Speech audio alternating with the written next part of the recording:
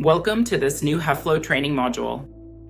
Today, you'll learn how to publish a process to the collaborative portal so users can easily view its documentation. First, in the process editor, open the process you want to publish. In our example, it's the reimbursement of expenses process. Click the Actions tab in the right corner of the editor. Then select Publish Documentation. A dialog box will appear with two options. Option 1. Just publish the process. This option will publish the process documentation to the portal without notifying users. However, if a process owner has been assigned, he will receive a notification and an email to approve the publication. We'll explain the concept of process ownership in a coming video. Option 2. Publish the process and notify users. This option allows you to configure and send a custom email to a specific list of users in your environment. For this tutorial, we will choose the first option.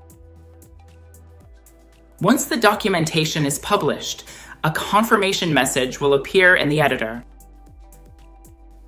Now, let's take a look at the portal experience of viewing the documentation from the perspective of a user with portal-only access.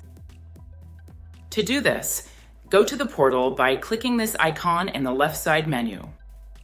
Then click on Documentation.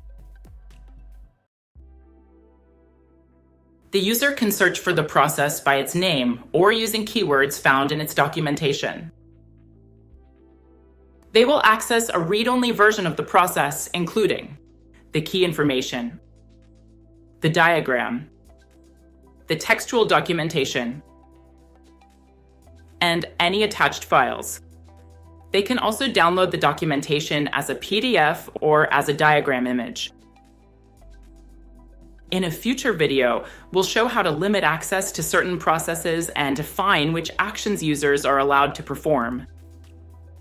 You now know how to publish a process to the HEFLO collaborative portal and make it available to other users.